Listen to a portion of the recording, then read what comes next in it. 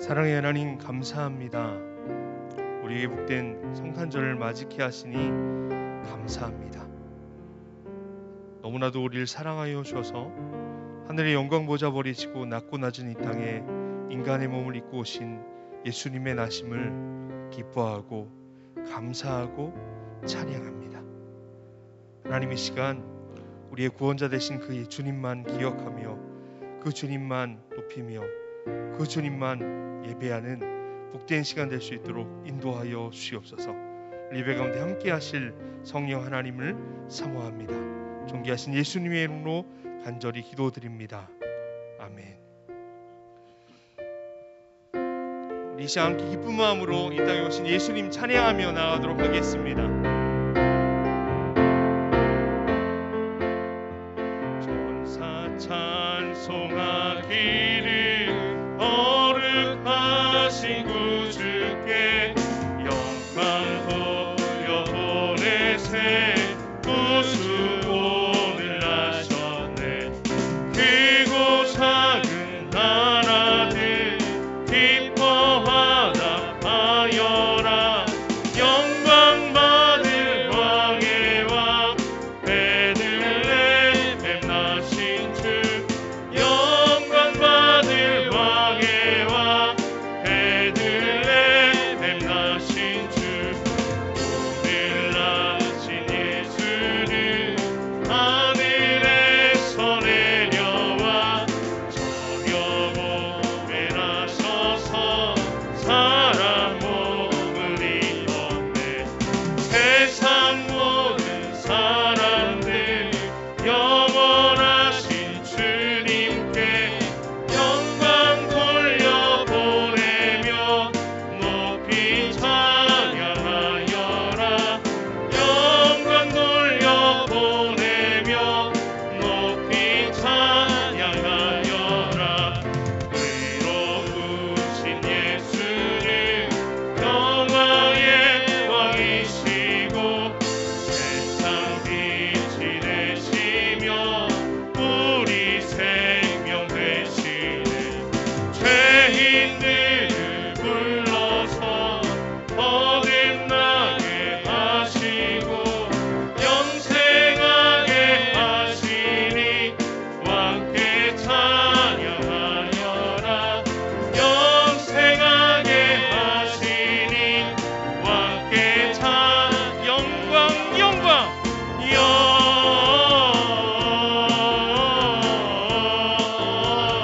영광을 높이 계신 주께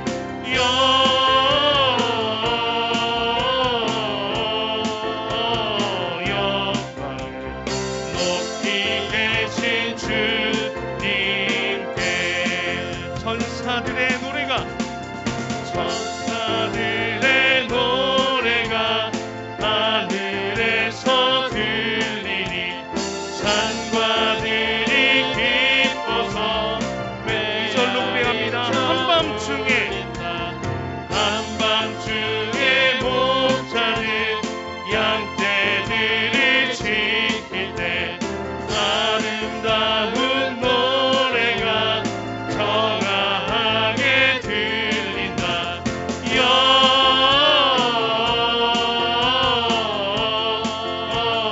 영광을 높이 계신 주께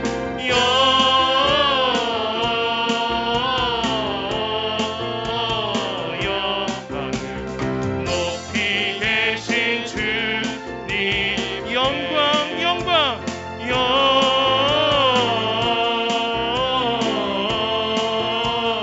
영광을 높이 계신 주께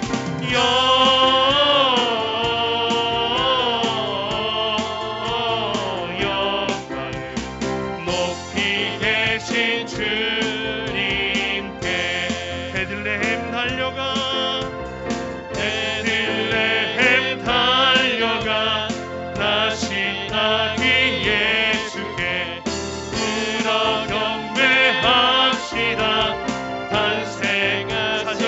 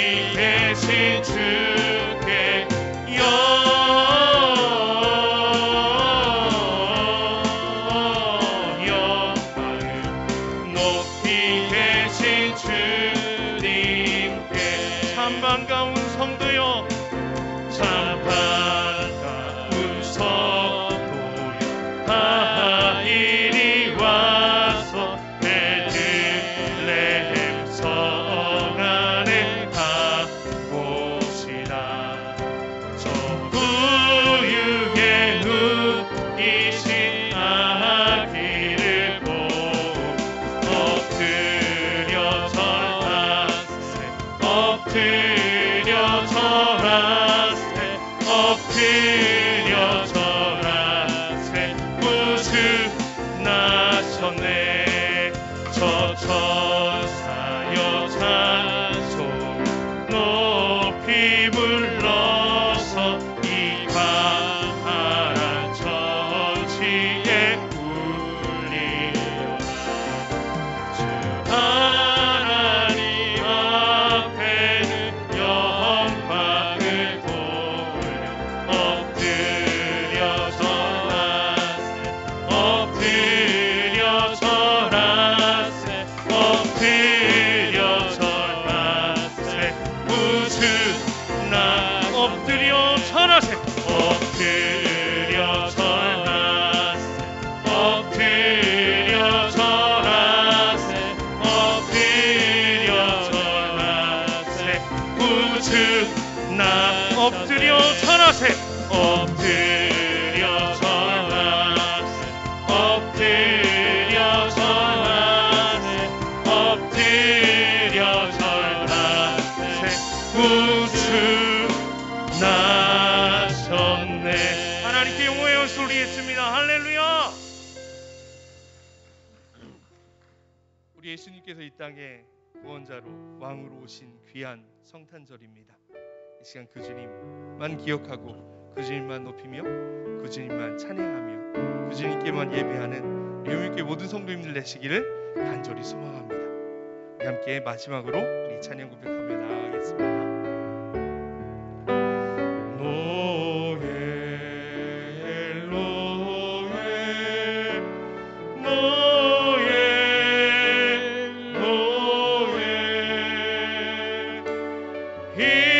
이스라엘 왕이 나셨네. 노엘 노엘 노엘 노엘 이스라엘 왕이 저들 밖에 한밤중에 양팀에 자고 목자들 천사들이 전하여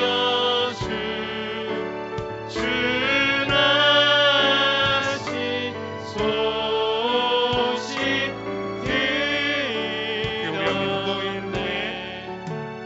노엘 노엘 노엘 노엘 이스라엘 왕이 나셨네. 노엘 노엘 노엘 노엘 이스라엘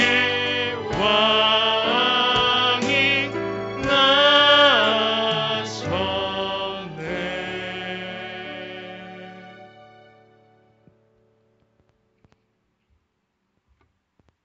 기쁘다 구주 오셨네. 만백성 맞으랴. 온 교회여 다 일어나 다 찬양하여라. 저희를 변함없이 사랑하시는 하나님 아버지, 이 땅의 죄인을 위하여 사람의 몸으로 오신 예수님을 기억하며 효민 가족 모두 예배자로 섰습니다. 지극히 높은 곳에서는 하나님께 영광이요, 땅에서는 하나님이 기뻐하시는 사람들 중에 평안하다라고 노래한 천사처럼 기뻐하고 감격하는 은총의 시간이 되게 하시옵소서. 유난히 길고 힘들었던 2020년은 눈물과 탄식의 시간이었습니다. 코로나로 사회 경제적 체계와 질서가 무너진 가운데 휴민 가족을 지켜주시고 이 나라를 지켜주신 하나님 아버지 참 감사합니다. 그럼에도 저희들 주님의 품을 떠나 눈과 마음은 세상 것들로 가득 차 있었으며 여전히 교만했고 순종하지 못했습니다. 저희를 불쌍히 여겨주시고 연약한 부분을 고쳐주시옵소서. 주님이 오신 이 거룩하고 기쁜 날 세상 사람들과 구별되게 하시고 주님이 오신 목적과 뜻이 온전히 이 땅 가운데 나타나게 하시옵소서. 교회와 함께 하시는 하나님 아버지, 주님의 뜻에 따라 세워진 효민공동체를 지금까지 이끄시며 성장시켜 주셨습니다. 교회 환경이 점점 어려워지는 이때에 복음을 부끄러워하지 아니하고 담대히 전하는 빚진 교회로 서가게 하시옵소서. 특별히 기도하옵기는 가정과 교회의 주역인 자녀들이 거룩한 꿈을 꾸게 하시고 세월을 아끼며 내일을 준비하는 복된 삶을 살게 하시옵소서. 지금은 코로나가 종식되지 않아 지구촌의 모든 사람들이 너무나 힘들어하고 있습니다. 이러한 때 세상을 향해 하나님의 경계에 믿음의 선진들이 순종했듯이 1천만 성도가 한마음으로 부르짖으며 우리의 피난처요 힘이 되신 여호와를 찾고 만나게 하시옵소서. 특별히 우울감과 상실감에 사로잡혀 한숨 쉬는 어려운 이웃들을 돌아보며 저들의 아픔에 함께하며 돕게 하옵소서. 이 시간 효민공동체를 말씀과 기도로 세워가는 담임 목사님을 성령 충만하게 하사 목회에 전념할 수 있도록 성령 충만함을 주시고 하나님께서 동행하여 주시옵소서. 말씀을 통하여 예수님의 탄생의 기쁜 소식이 온 세상에 전파되며 회개의 역사가 일어나 우리의 마음과 생각이 하나님께로만 집중되게 하시옵소서. 이 시간 성탄 예배를 통하여 영광을 받으시옵소서. 힘든 시기를 지나고 있는 이때에 저희를 위해 이 땅에 구원자로 오신 예수님의 이름으로 감사기도 드립니다. 아멘.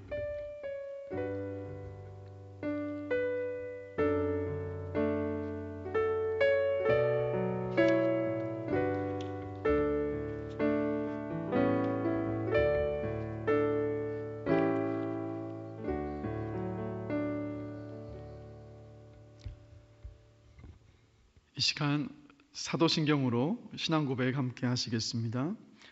나는 전능하신 아버지 하나님 천지의 창조주를 믿습니다. 나는 그의 유일하신 아들 우리 주 예수 그리스도를 믿습니다.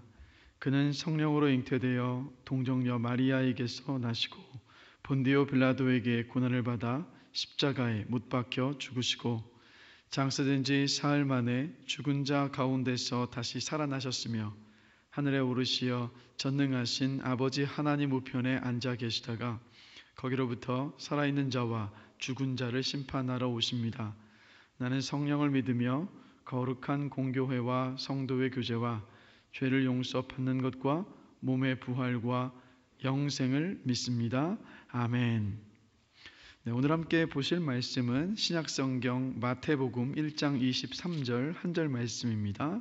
신약성경 마태복음 1장 23절 한 절 말씀 함께 보시겠습니다. 우리 다 함께 한 목소리를 읽도록 하겠습니다. 보라, 처녀가 잉태하여 아들을 낳을 것이요 그의 이름은 임마누엘이라 하리라 하셨으니 이를 번역한즉 하나님이 우리와 함께 계시다 함이라. 아멘. 네, 광고를 잠시 전하겠습니다. 어제 온라인으로 진행됐던 랜선 2020 웰컴 지저스 성탄 전야 축제가 또 은혜 가운데 잘 마무리가 되었습니다. 그래서 어제 참여하신 모든 성도님들께 감사드리고요. 그 시상 결과를 좀 알려드리겠습니다. 1등은 우리 한영원 집사님 가정에서 1등을 하셨고요. 그다음에 2등은 우리 김건환 장로님 가정, 그리고 3등은 최정열 집사님 가정이 3등입니다. 그래서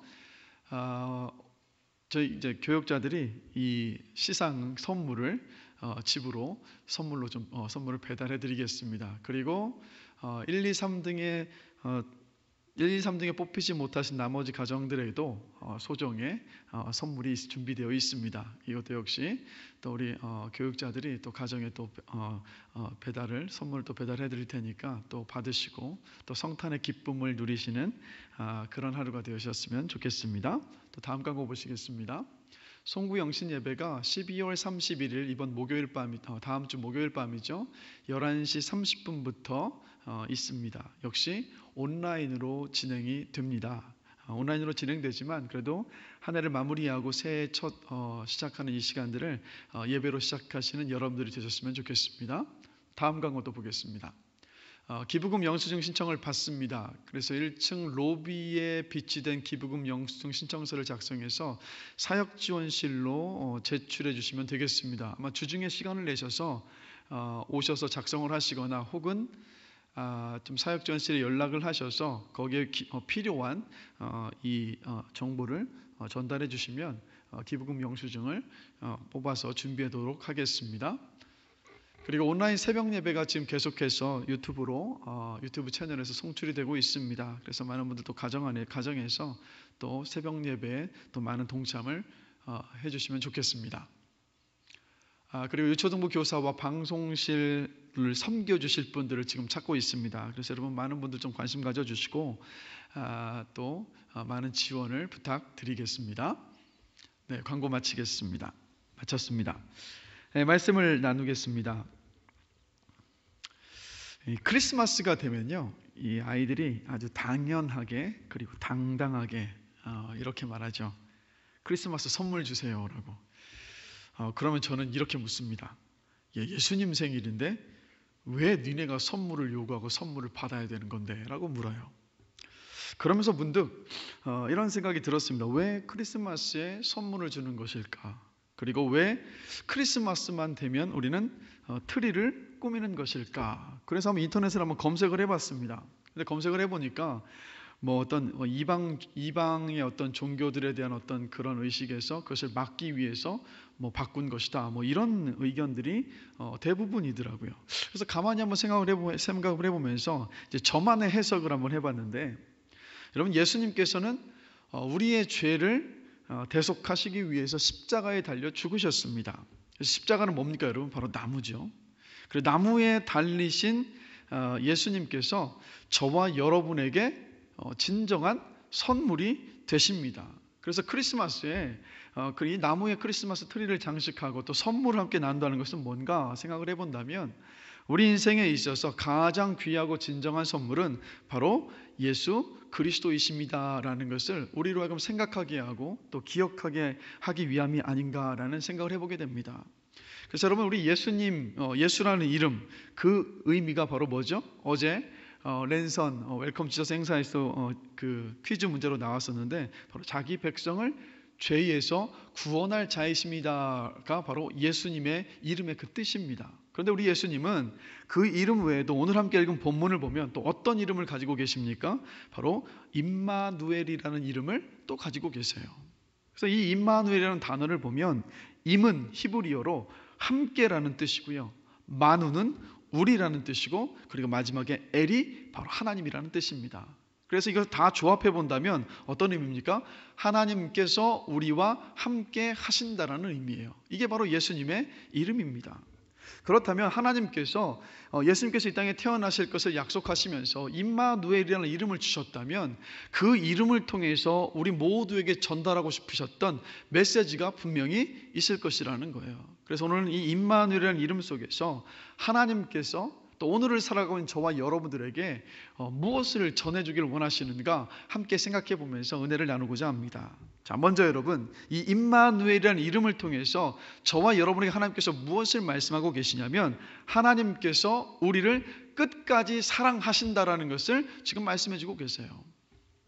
자, 사실 근데 여러분, 오늘 본문의 이 말씀, 보라 처녀가 잉태하여 아들을 낳을 것이요 그의 이름은 임마누엘이라 하리라, 이 말씀은요 구약 성경의 이사야 7장 14절의 말씀을 인용한 말씀입니다. 그래서 마태가 이 말씀을 인용하면서 이 말씀대로 이루어졌습니다라는 것을 지금 말하고 있는 거예요. 자, 그럼 우리가 생각해 봐야 될 것은 뭐냐면, 이사야 7장에서 하나님께서 이사야를 통해서 장차 오게 될 메시아의 이름을 임마누엘이라고 말씀을 하셨어요. 그런데 그 이사야 7장에서 하나님께서 이 말씀을 주시기까지의 그 배경이 바로 이렇습니다. 당시에 남유다를 다스리고 있었던 왕이 누구냐면 바로 아하스입니다. 근데 아하스는 어떤 왕이냐? 이 히스기야 왕처럼 이 선한 왕, 하나님을 신실하게 믿었고 섬겼던 그런 왕이 아니라 하나님을 떠나서 악을 행하던 왕이 바로 아하스입니다. 그런데 어느 날 아람과 에브라임의 연합군이 이 남유다를 공격해 왔습니다. 근데 전력상 보면 이 연합군을 맞설 군사력도 힘도 능력도 없었던 거예요. 아하스는 그래서 두려웠습니다. 그러자 두려워하고 있던 아하스에게 하나님께서 어떻게 하시냐면 그때 당시 선지자 이사야를 통해서 아하스에게 이 상황을 이겨내게 하실 하나님의 징조를 구하라고 이 말씀을 전하세요. 그러니까 하나님께서 기회를 주신 거 아니겠습니까? 그런데 아하스는 어떻게 하냐면 어떤 징조도 구하지 않았어요. 이게 무슨 뜻이냐면 하나님을 의지하지 않겠다, 나는 하나님을 믿지 않습니다라는 그런 고백과도 같았던 거예요. 그런데 이미 하나님께서 기회를 주셔서 나에게 징조를 구해라, 그럼 내가 너를 구해주겠다라고 말씀하시는데 아하스가 그래서 거절하지 않았습니까? 근데 그렇게 거절을 당하셨는데 거절당하시자마자 이사야를 통해서 하신 말씀이 어떤 말씀이냐? 바로 이사야 7장 14절 이 말씀인 거예요. 오늘 본문의 말씀이기도 하죠. 주께서 친히 징조를 너희에게 주실 것이라. 보라, 처녀가 잉태하여 아들을 낳을 것이요 그의 이름은 임마누엘이라 하리라 라는 말씀을 아하스에게 주셨던 거예요. 제가 말씀드렸죠. 악을 행하던 아하스입니다. 하나님을 버린 아하스입니다. 하나님을 믿지 않고 하나님께서 기회를 주셨음에도 불구하고 하나님을 밀어낸 아하스예요. 그럼에도 불구하고 하나님 뭐라고 하십니까? 임마누엘을 징표로 주셨다라는 거예요. 왜 주셨을까요? 악한 아하스 왕에게 하나님은 지금 이렇게 말씀하고 계셨던 겁니다. 네가 비록 나를 의지하지도 않고 신뢰하지도 않고 나를 밀어냈지만, 나를 거부했지만 그럼에도 불구하고 나는 너와 함께 한다라고 이 아하스에게 말씀을 하셨던 거예요. 그래서 이것이 여러분 무엇을 말하는 거겠습니까? 하나님을 찾지도 않고 믿지도 않고 의지하지도 않고 부인하고 끊임없이 배신하고 버리는 바로 죄인들인 우리를 향한 하나님의 포기하지 않으시는 그 사랑을 지금 말씀하고 계시는 거예요. 그래서 여러분 이런 하나님의 사랑, 하나님을 끊임없이 배척하고 버리고 신뢰하고 의지하지 않는 그런 우리들을 향한 하나님의 이 사랑은요, 흔히 우리가 말하는 그 사랑이라는 단어로는 여러분 충분히 담을 수가 없어요. 그래서 성경을 보면 하나님은 하나님께서 죄인된 저와 여러분에게 보여주시는 그 사랑을 뭐라고 다른 단어로 표현하고 계시냐면 바로 아가페라는 단어를 사용하셔서 그 사랑을 설명해 주고 계시다라는 거예요. 이 아가페 사랑이 어떤 사랑인가? 로마서 5장을 보면 바로 하나님께서 저와 여러분에게 보여주시는 이 아가페 사랑이 어떤 사랑인가를 우리가 알 수 있어요. 자, 로마서 5장 6절 말씀 함께 보시겠습니다. 다 함께 한번 읽어보겠습니다. 우리가 아직 연약할 때에 기약대로 그리스도께서 경건하지 않은 자를 위하여 죽으셨도다. 자, 로마서 5장 8절 말씀도 함께 보시겠습니다. 우리가 아직 죄인 되었을 때에 그리스도께서 우리를 위하여 죽으심으로 하나님께서 우리에 대한 자기의 사랑을 확증하셨느니라. 또 로마서 5장 10절 말씀 또 이어서 함께 한번 읽어보겠습니다. 곧 우리가 원수 되었을 때에 그의 아들의 죽으심으로 말미암아 하나님과 화목하게 되었은즉 화목하게 된 자로서는 더욱 그의 살아나심으로 말미암아 구원을 받을 것이니라. 아멘. 지금 로마서의 이 말씀 속에서 뭐라고 말씀하십니까? 하나님은 우리가 아직 연약할 때, 우리가 아직 죄인이었을 때, 우리가 아직 하나님의 원수였을 때 우리를 사랑하셨다라고 말씀을 하고 계세요. 그래서 여러분 우리는 흔히 십자가의 사랑을 놓고 그 십자가의 사랑을 보면서 하나님께서 우리를 사랑하셔서 십자가 위에서 대신 죽으셨습니다라고 이렇게 말합니다. 그것도 분명히 하나님의 놀라우신 우리를 향한 사랑이 분명해요. 그런데 여러분 그 전에 먼저 우리가 사랑받을 만한 자격이 없었을 때, 우리가 스스로 떠나서 하나님과 원수가 되었던 그때에 하나님께서 우리를 먼저 사랑하셨기 때문에 우리를 사랑하셔서 하나님께서 누구를 이 땅에 보내셨습니까? 바로 임마누엘이라는 이름을 가지고 계신 예수님을 이 땅에 보내셨던 거예요. 그리고 빌립보서 2장 6절에서 7절 말씀 또 함께 보실까요? 자, 우리 함께 한 목소리 한번 읽어보겠습니다. 그는 근본 하나님의 본체시나 하나님과 동등됨을 취할 것으로 여기지 아니하시고 오히려 자기를 비워 종의 형체를 가지사 사람들과 같이 되셨고. 하나님이 여러분 누구십니까? 하나님은 저와 여러분들을 창조하신 창조주세요. 하나님께서 우리를 창조하시고 우리에게 무엇을 주셨냐? 바로 우리가 호흡하고 살아갈 수 있는 그 생명을 주셨습니다. 그런데 우리가 어떻게 합니까? 그 하나님을 부인하고 부정해요.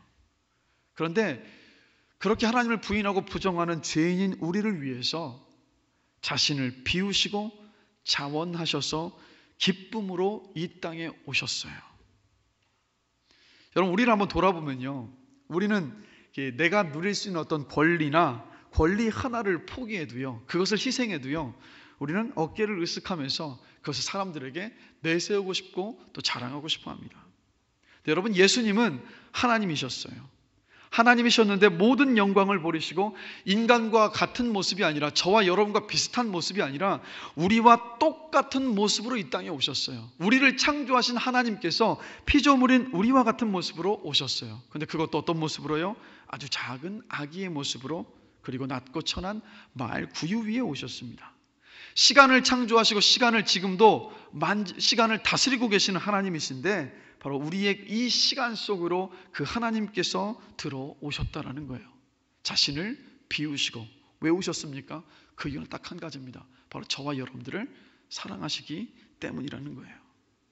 그리고 십자가 위에서 죽기까지 우리를 사랑하심을 더 확증하여 보여주셨습니다.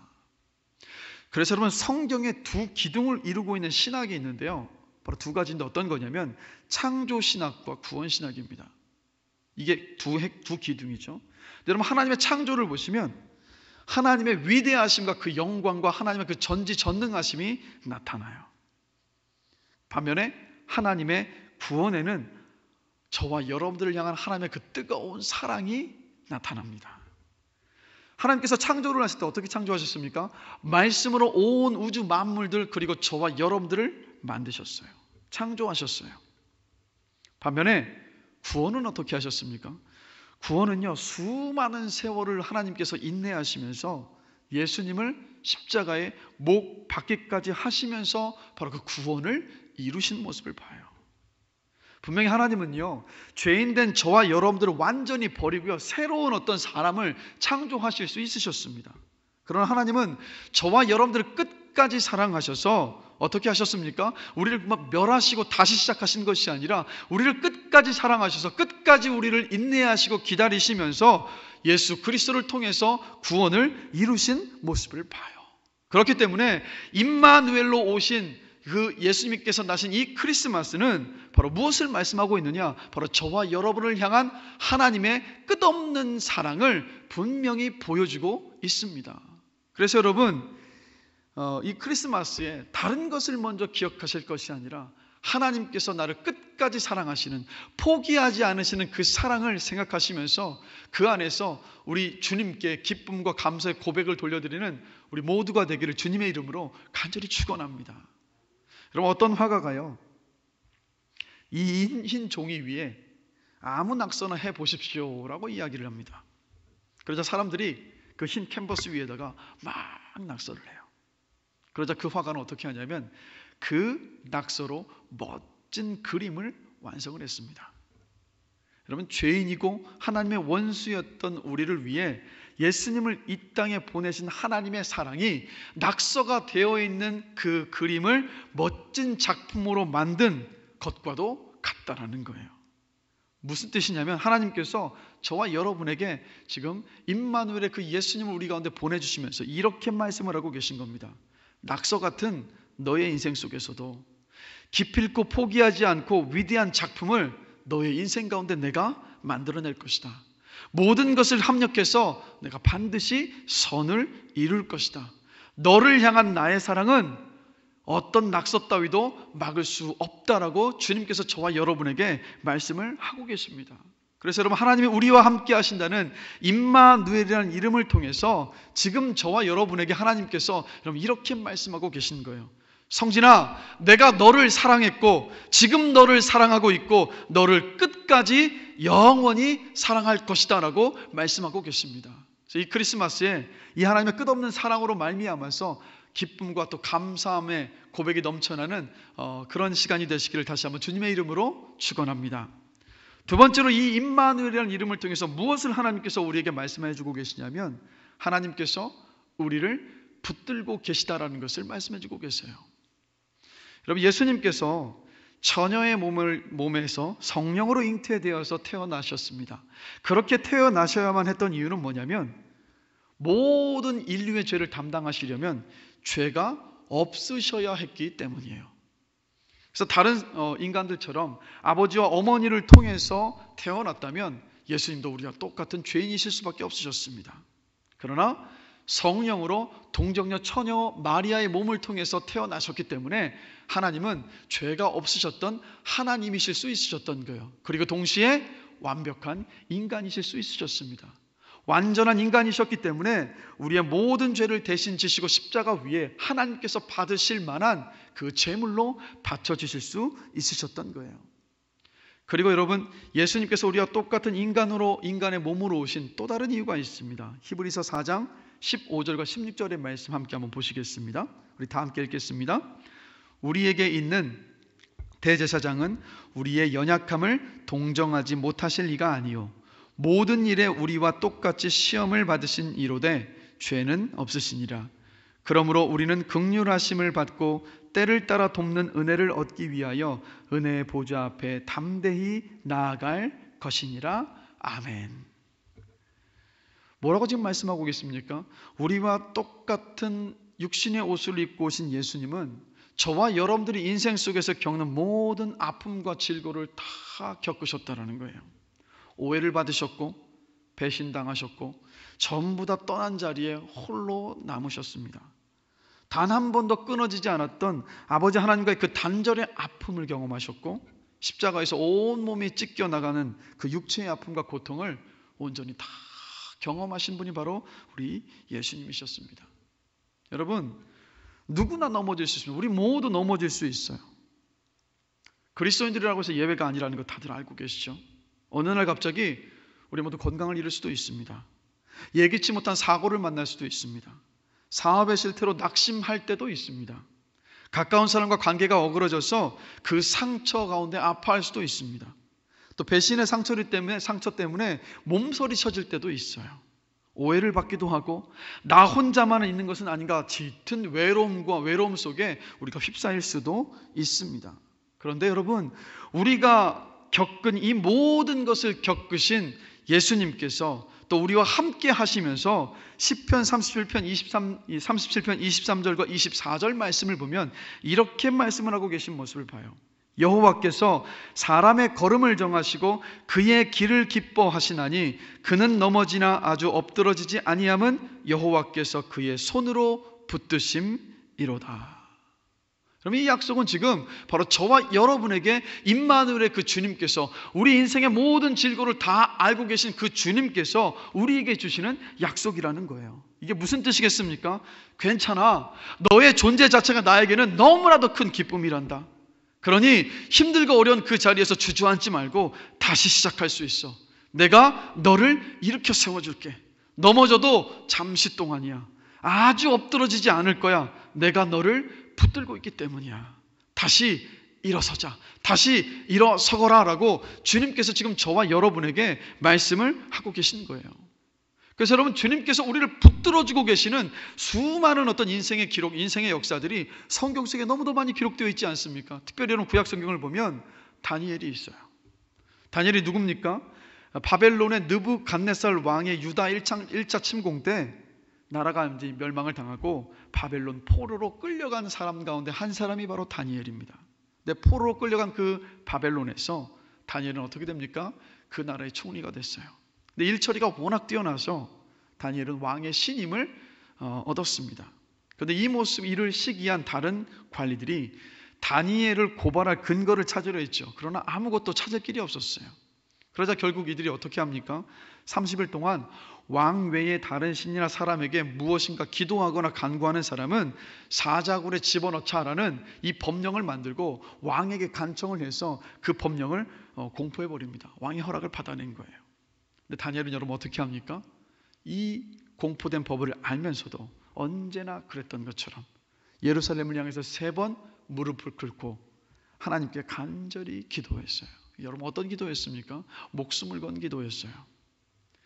그러자 이 다니엘을 계략에 넘어뜨려 했었던 이 다른 관리들은 다니엘이 자신들의 계략에 걸려들었다고 신이 나서 왕에게 이 사실을 고합니다. 그런데 다니엘을 아낀 왕은 다니엘을 도와주려 했어요. 그러나 이 관리들의 아우성에 밀려서 다니엘이 어떻게 됩니까? 결국 사자굴에 던져졌어요. 그런데 다음날 왕이 그 사자굴에 가보니까 다니엘이 어떻게 되어 있었습니까? 다니엘이 죽지 않고 무사히 살아 있었어요. 그때 다니엘이 다니엘 6장 22절을 보면 이렇게 고백을 합니다. 나의 하나님이 이미 그의 천사를 보내어 사자들의 입을 봉하셨으므로 사자들이 나를 상해하지 못하였사오니 이는 나의 무죄함이 그 앞에 명백함이오며 또 왕이여 나는 왕에게도 해를 끼치지 아니하였나이다 라고 왕에게 고백을 합니다. 하나님께서 사자들의 입을 틀어 막으셨고 다니엘과 함께 하고 계셨다라는 거예요. 하나님께서 사자굴에 던져졌던 이 다니엘을 그곳에서도 붙들고 계셨던 겁니다. 그래서 왕이 어떻게 합니까? 다니엘을 참수했던 사람들을 사자굴에 던지고 다니엘은 이때 이후로 이 느부갓네살 왕 이후에도 2명의 더 다른 왕들을 섬기면서 아낌없이 축복을 받는 복된 존재로서 아름답게 섬기며 하나님의 그 살아계심을 보여주는 그런 인생을 살았어요. 여러분 다니엘은 어땠습니까? 사자굴에 던져진 것 같았지만 그는 그냥 던져져서 홀로 남겨진 그런 존재가 아니었어요. 하나님께서 그를 붙들고 계셨습니다. 그럼 다니엘의 이 사건을 성경 속에 여러분 왜 하나님께서 기록하셨을까요? 우리도 똑같다라는 거예요. 다니엘의 이 사건과 이야기를 통해서 하나님께서는 저와 여러분들에게 이렇게 말씀하고 계시고 이것을 믿음으로 붙잡기를 원하시는 거예요. 내가 다니엘을 사자굴 안에 있을 때 다니엘을 붙잡고 있었던 것처럼 내가 지금 너를 붙들고 있다. 내가 너를 붙들고 있으니까 어떤 상황 가운데서도 내가 너를 일으켜 세워 줄 것이다 라고 하나님께서 저와 여러분에게 말씀을 하고 계시는 거예요. 그래서 여러분 성경을 보시면 성경에 막 기라성 같은 신앙의 선배들, 아브라함도 야곱도 다윗도 베드로도 바울도 모두 넘어진 적이 있었어요. 그런데 여러분 넘어졌지만 그들 모두 주님 앞에서 울었습니다. 주님 앞에서 울며 그들을 붙들고 계신 그 주님을 온전히 찾았을 때 그들을 붙들고 계시던 주님께서 그들을 일으켜 세워 주셨어요. 여러분 임마누엘의 그 주님은 어려운 시기를 지나건 지금도 우리 모두를 붙들고 계십니다. 우리가 넘어지고 주저앉았을 때 반드시 우리 주님은 우리를 일으켜 세워 주십니다. 그렇기 때문에 여러분 우리 힘든 때를 지나갈 때요, 지난주 우리가 말씀 나오지 않았습니까? 우리는 눈에 보이는 것으로 사는 것이 아니라 믿음으로 사는 사람들이다. 우리가 서로를 위로하고 격려할 수 있는 저와 여러분이 되기를 원해요. 여러분 이 위로라는 말을 보면요, 위로가 어떤 말이냐? 위로라는 말은요 말 그대로 위로 올려줘요. 아래로 처진 어깨를 위로 올려줍니다. 아래로 숙인 고개를 위로 들어서 임마누엘의 하나님을 보게 하는 것이 여러분 바로 위로의 말이에요. 여러분 따뜻한 중보기도 그리고 따뜻한 말 한마디가 어려운 때를 살아가고 있는 우리 서로를 위로해서 우리를 일으켜 세울 수 있습니다. 여러분 우리 서로 이렇게 서로를 격려하며 위로할 수 있기를 원해요. 임마누엘의 주님이 지금 붙들고 계십니다. 주님께서 반드시 다시 일으켜 세워 주실 것입니다 라고. 여러분 이 시간 우리 다시 한번 우리 가정에서 함께 온라인으로 예배드리고 계시는데 우리 가족들 함께 서로 보시면서 우리 함께 이렇게 위로하며 격려해 보십시다. 임마누엘의 주님이 붙들고 계십니다. 그 주님께서 다시 일으켜 세워 주실 것입니다. 여러분 어려울 때 우리 이 믿음의 위로와 격려의 말을 통해서 넉넉히 이겨내는 우리 믿음의 공동체들, 믿음의 식구들 되시기를 주님의 이름으로 간절히 축복합니다. 세 번째로 여러분, 임마누엘이라는 그 이름 속에서 하나님께서 우리에게 전해주시는 것은 뭐냐? 하나님께서 우리와 함께 하시면서 우리의 인생 가운데 하나님의 이야기를 써내려가고 계시다라고 말씀해주고 계세요. 여러분, 예수님의 일생에 대한 영화들을 보시면요, 여러분 예수님의 모습이 어떤 모습입니까? 그 예수님의 모습은 한결같이 보면요, 이 적당한 키에 이 멋진 몸매를, 막 이 군살 없는 몸매를 가지고 계시고, 또 어깨까지 내려오는 아주 윤기 나는 곱슬머리에 광채 나는 큰 눈과 조각 같은 외모에 잘 다듬어진 그 수염을 기르고 계신 모습입니다. 아마 떠올려 보시면 아마 다들 아마 공감하실 거예요. 그런데 여러분, 정말 예수님이 그런 모습이셨을까요? 사실 그 모든 영화는 이 서구에서 만든 영화들입니다. 뭘 말하냐면 바로 서구의 관점에서 만들어진 영화라는 거예요. 근데 사실 여러분, 예수님은 지금의 어떤 서양 사람들의 같은 그런 혈통의 분이 아니십니다. 지금 서양 사람들은 노아의 세 아들 가운데서 야벳의 후손들이 지금의 그 유럽 사람들이라고 한다면, 우리 예수님은요 바로 셈의 후손이에요. 인종적으로도 달라요. 그렇다면 여러분, 예수님은 우리가 영화 속에서 봤었던 익숙한 그런 모습이 아닐 거라는 얘기입니다. 자, 이사야서 52장 2절에 3절 말씀을 보면 우리가 예수님의 모습을 상상해 볼 수가 있습니다. 자, 함께 보실까요? 그는 주 앞에서 자라나기를 연한 순 같고 마른 땅에서 나온 뿌리 같아서 고운 모양도 없고 풍채도 없은즉 우리가 보기에 흠모할 만한 아름다운 것이 없도다. 그는 멸시를 받아 사람들에게 버림을 받았으며 간고를 많이 겪었으며 질고를 아는 자라. 마치 사람들이 그에게서 얼굴을 가리는 것 같이 멸시를 당하였고 우리도 그를 귀히 여기지 아니하였도다라고 기록을 하고 있어요.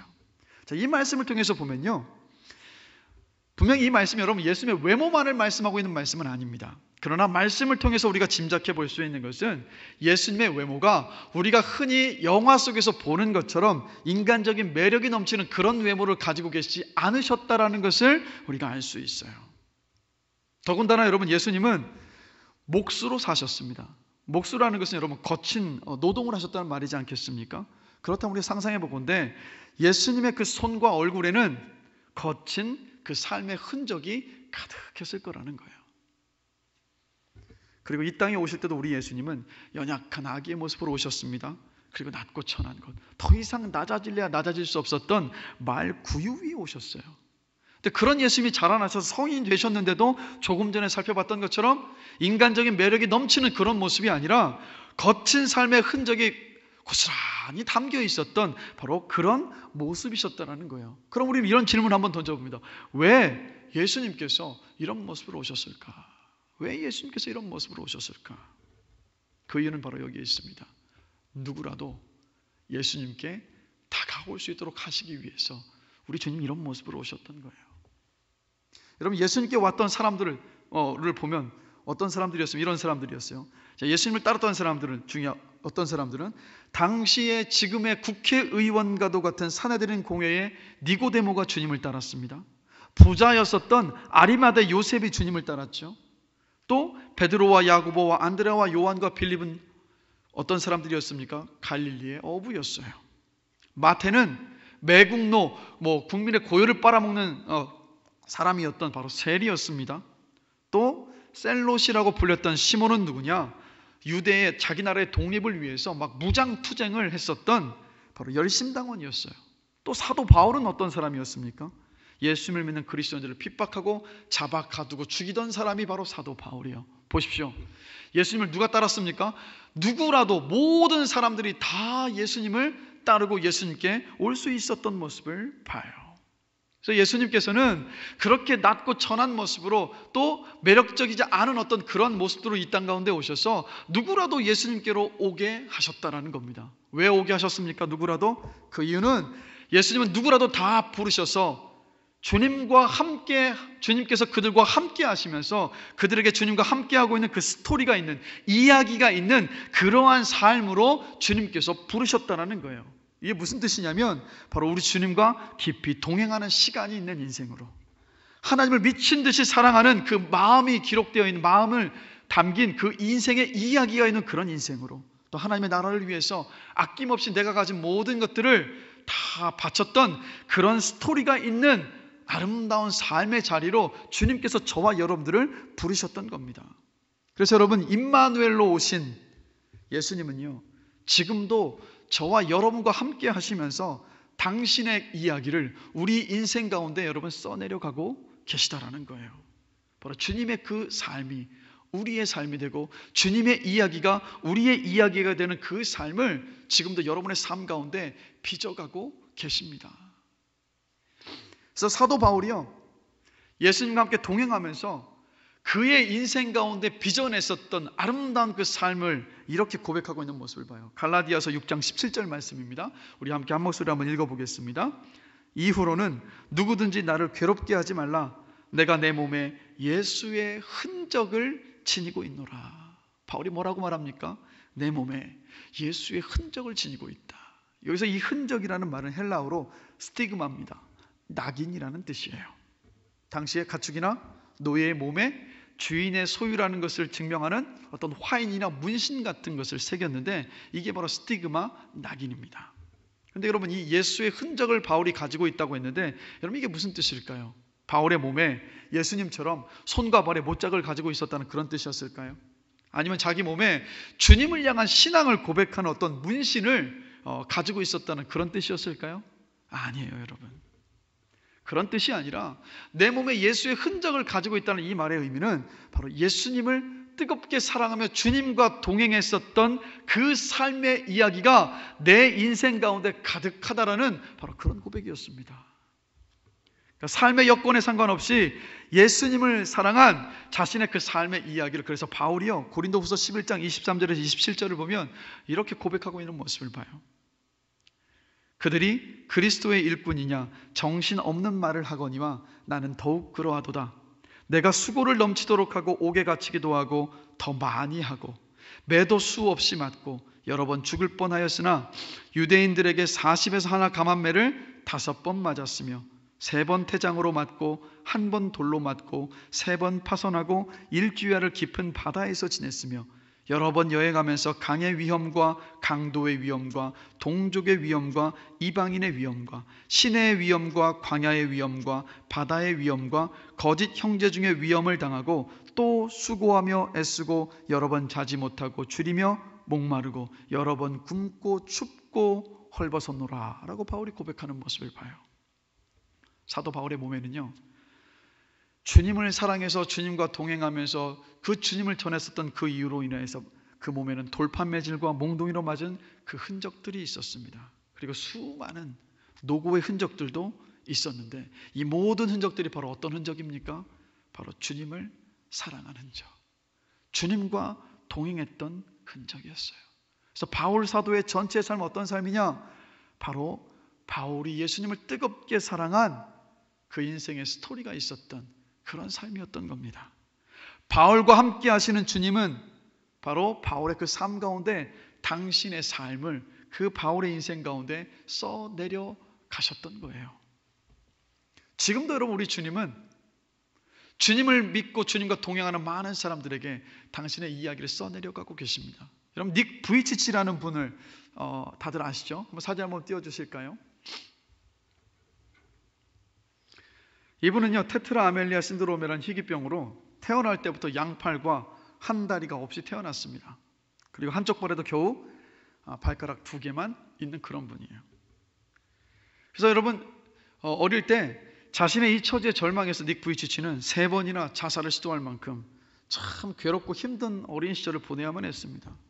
그런데 15살에 닉 부이치치는 그를 끝까지 사랑하시고 그를 붙들고 계셨던 바로 주님을 깊이 만나요. 주님을 깊이 만나고 나서 그가 하는 고백이 바로 이런 고백입니다. 저는 기도하면서 언제나 동행해 주시는 하나님의 말씀을 되새겼습니다. 주님은 결코 나를 떠나지 않으시며 나를 잊어버리지 않으십니다. 최악의 사태가 닥쳐도 모든 것이 합력하여 선을 이루게 하시는 분임을 저는 믿습니다. 저는 하나님의 이 약속을 단단히 붙들었습니다. 겉으로 드러난 상황이 아무리 암담해도 상관이 없습니다. 하나님은 선하신 분이시기에 어려운 일이 일어나도록 허락하셨다면 그만한 이유가 있음에 틀림없음을 저는 믿습니다 라고 이 부이치치가 고백을 해요. 그래서 여러분, 이 닉 부이치치는요, 주님을 신뢰하며 살아가는 이 닉 부이치치는 이 전 세계를 다니면서 강연을 할 때마다 그가 항상 하는 것이 있습니다. 뭐냐면 바로 땅바닥에 넘어지면서 이렇게 넘어진 채로 이야기하는 거예요. 여러분들 모두 걸어가다가 이렇게 넘어지기도 합니다. 근데 여러분, 넘어져 있으면 안 됩니다. 결코 여러분 포기하지 마십시오. 다시 일어나십시오.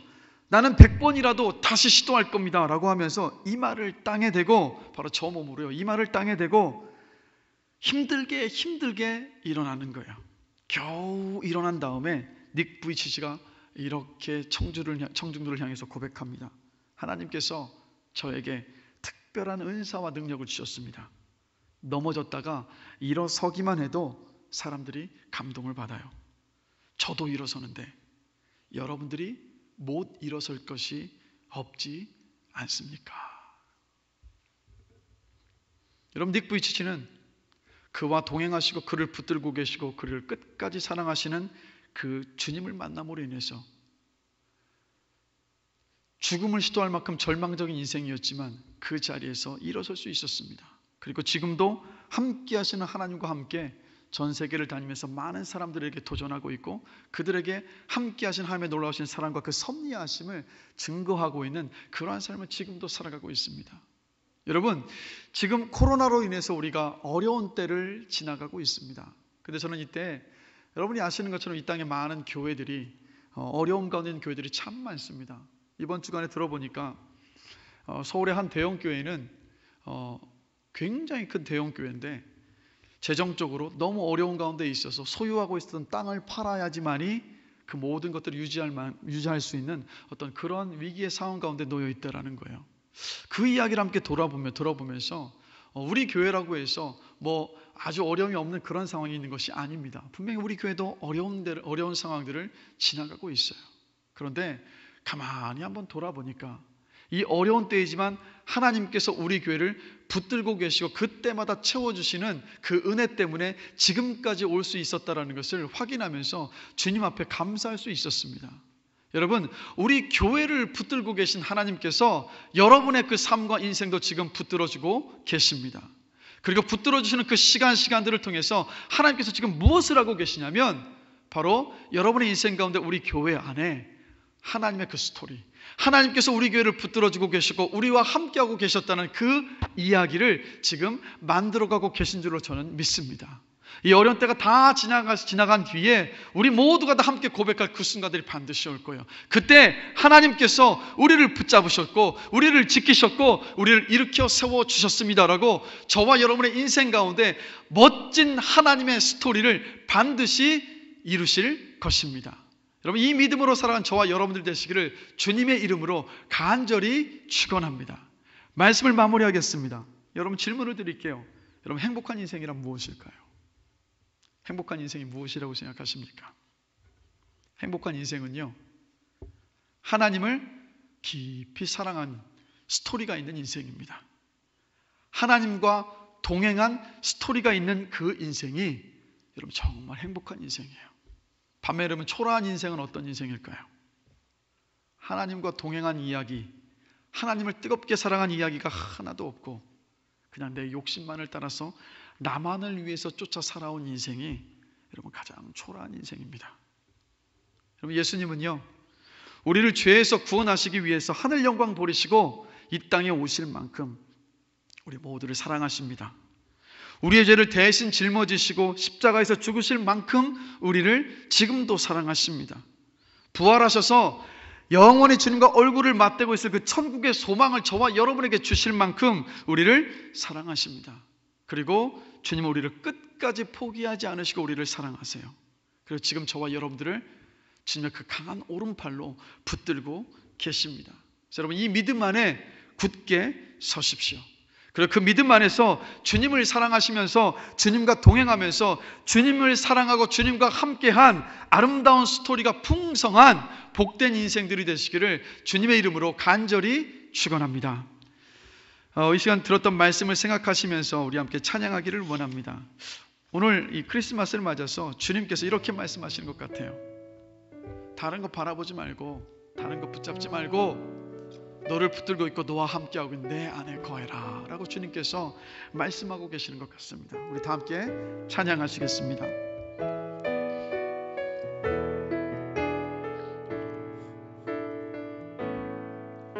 나의 안에 거하라. 나는 내 하나님이니 모든 환난 가운데 너를 지키는 자라. 두려워하지 말라. 내가 널 도와주리니 놀라지 말라. 내 손 잡아. 다시 한번 고백합니다. 나의 안에 거하라. 나의 안에 거하라. 나는 내 하나님이니 모든 환난 가운데 너를 지키는 자라. 두려워하지 말라. 내가 널 도와주리니 놀라지 말라. 내 손 잡아주리라. 내가 너를 지명하여 불렀나니 너는 내 것이라. 내 것이라. 너의 하나님이라. 내가 너를 보배롭고 존귀하게 여기노라. 너를 사랑하는 내 영혼. 내가 너를 지명하여 불렀나니 내가 너를 지명하여 불렀나니 너는 내 것이라. 내 것이라. 너의 하나님이라. 내가 너를 보배롭고 존귀하게 여기노라. 너를 사랑하는 내 여호와라. 우리 이 시간 잠시 함께 기도하기를 원합니다. 임마누엘의 주님으로 오셔서 우리를 끝까지 사랑하심을 보여주심에 감사합니다. 저를 붙들어주고 계심에 감사합니다. 이 믿음으로 살겠습니다. 저와 함께 하시면서 제 인생에 주님과 동행한 주님의 그 역사하심의 아름다운 이야기를 지금도 써내려가고 계심을 믿습니다. 그러한 주님을 뜨겁게 사랑하며 주님을 깊이 사랑하는 그런 스토리가 있는 인생, 주님과 동행하는 스토리가 있는 그런 인생이 되기를 원하오니 주님, 내 인생 가운데, 우리의 인생 가운데 그러한 은혜를 허락하여 주시옵소서라고 우리 들었던 말씀을 생각하시면서 이 땅 가운데 오신 주님을 생각하시면서 함께 잠시 기도하시겠습니다. 하나님 아버지, 주님께서 임마누엘의 주님으로 이 땅 가운데 오신 날입니다. 임마누엘의 주님으로 오셔서 우리와 항상 함께 하신다는 그 이름을 가지고 이 땅 가운데 오셔서 우리를 끝까지 사랑하심을 보여주심에 감사합니다. 우리가 아직 죄인이었을 때, 우리가 하나님의 그 원수였을 때 우리를 사랑하셔서 이 땅 가운데 오심에 주님 감사합니다. 그러하게 주님께서 우리를 얼마나 사랑하시는지 확인케 하여 주심에 감사합니다. 그 임마누엘의 주님, 우리를 붙들어주고 계심에 주님 감사합니다. 우리를 끝까지 사랑하시고 우리를 붙들고 계시는 그 믿음으로 이 땅을 살겠습니다. 그리고 우리와 함께 하시면서 우리의 인생 가운데에서 주님께서 동행하여 주시는 그 인생, 우리의 인생 가운데 주님의 그 역사하심을 기록하는 아름다운 그 인생의 스토리를 지금 우리의 모든 인생 가운데, 우리 교회 가운데 써내려가고 계심을 믿습니다. 어려운 때를 지나가고 있지만 이 크리스마스를 맞이하여서 우리를 끝까지 사랑하시고 우리를 붙들고 계시고 우리의 인생 가운데 하나님 아버지 놀라신 그 역사하심을 써내려가고 계시는 그 주님을 신뢰할 믿음 안에 서기에 부족함이 없도록 우리 사랑하는 모든 성도들을 주님 붙잡아 주시옵소서. 이 믿음 안에서 주님을 뜨겁게 사랑하며 그 안에서 넉넉하게 승리하며 이 순간들을 이겨내게 부족함이 없도록 주님 붙잡아 주시옵소서. 감사합니다. 예수 그리스도의 이름으로 기도드렸습니다. 임마누엘의 주님으로 오셔서 우리를 끝까지 사랑하시고 우리를 뜨겁게 사랑하심을 보여주시며 주님 감사합니다. 임마누엘의 주님으로 이 땅 가운데 오셔서 우리를 붙들어주고 계심을 우리로 하여금 알게 하심에 주님 감사합니다. 어려운 시기를 우리가 지날 때가 너무도 많지만 그때마다 우리가 이 믿음으로 살아가기를 주 앞에 결단합니다. 그리고 무엇보다도 주님, 우리와 함께 하시면서 우리의 인생 가운데 또 우리 교회 안에 주님께서 우리와 동행하여 주시고 주님께서 우리 가운데 일하시고 역사하시는 아름다운 그 이야기를 지금 써내려 가고 계심을 믿습니다. 그러하게 우리는 낙심하지 않습니다. 그러하게 우리는 좌절하지 않습니다. 그러하게 우리는 주저앉지 않습니다. 그러하게 우리는 무너지지 않습니다. 도리어 소망을 가지고 주님을 바라보며 믿음으로 일어설 수 있습니다. 우리 사랑하는 모든 현민교회 성도들, 어려운 순간들을 지나가고 있지만 이 크리스마스를 맞아서 임마누엘의 주님으로 인하여서 정말 소망 중에 넉넉히 승리하기에 부족하면 귀한 삶으로 주님 축복하시고 붙잡으시고 은혜를 더하여 주시옵소서. 감사합니다. 예수 그리스도의 이름으로 기도드렸습니다. 아멘. 이 시간 찬송가 115장 기쁘다 구주 오셨네, 우리 기쁘게 힘차게 부르시면서 준비하신 헌금 하나님 앞에 드리시겠습니다.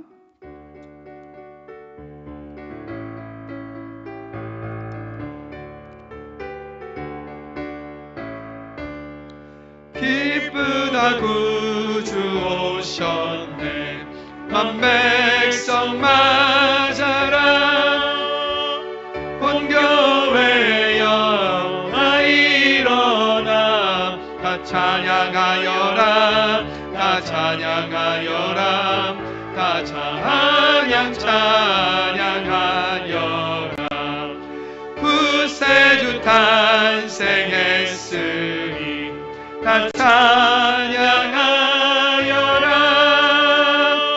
이 세상에 만물들아 다 화답하여라, 다 화답하여라, 다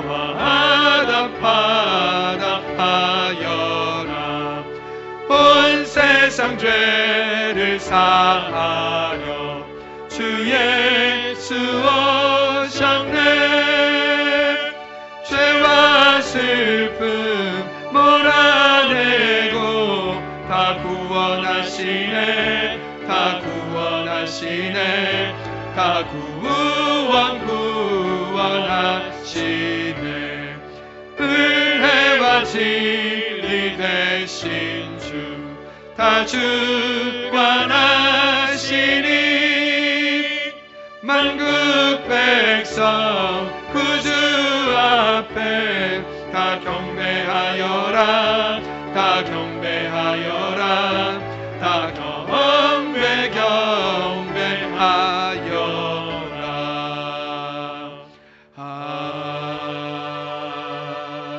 아멘. 우리 드리신 헌금 위해서 잠시 기도하겠습니다. 하나님, 우리가 아직 죄인이었을 때, 우리가 아직 하나님의 그 원수였을 때 우리를 사랑하셔서 독생자 예수님 이 땅에 보내주신 것 주님 감사합니다. 하늘 영광과 창조주의 그 모든 권세를 버리시고 우리와 같은 모습으로 오셔서 우리 죄를 대신 지시고 십자가에 죽으시고 부활하셔서 우리에게 새로운 생명을 주심에 주님 감사합니다. 우리와 언제나 함께하여 주시고 우리를 붙들어 주심에 감사합니다. 그래서 우리 인생의 진정한 선물은 바로 예수님이심을 고백하면서 이 시간 준비해 그 감사하는 마음을 담아 헌금을 드렸습니다. 우리 사랑하는 모든 성도들 모두 주님을 더 알아가기를 원합니다. 주님을 더욱더 사랑하기를 원합니다. 그리고 그 사랑과 그 은혜를 늘 기억하면서 감사하면서 이 땅을 살아갈 수 있도록 주님 붙잡아 주시옵소서. 그리하여서 아직도 예수 그리스도를 알지 못하는 많은 사람들에게, 아직도 흑암과 어두움 가운데 놓여있는 많은 사람들에게 진리요 생명이시고 빛과 소금이신 그 예수님을 전하는 우리 사랑하는 모든 현민교회 성도들 되도록 주님 은혜를 베풀어 주시옵소서. 감사합니다. 예수 그리스도의 이름으로 기도드렸습니다. 아멘. 축도하겠습니다. 이제는 우리 주 예수 그리스도의 은혜와 하나님 아버지의 다함이 없으신 그 사랑하심과 성령님께서 우리 가운데 함께하여 주시는 놀라우신 그 은혜가 예수님의 나심을 기뻐하면서 주님과 함께, 주님께서 우리와 항상 함께 하시고 우리를 끝까지 사랑하시고 우리를 붙들어 주시면서 주님의 그 아름다운 이야기를 우리 인생 가운데 이루어 가실 것을 믿는 우리 사랑하는 모든 현민교회 성도들 머리 위에 지금부터 영원까지 함께 하시기를 간절히 축원하옵나이다. 아멘.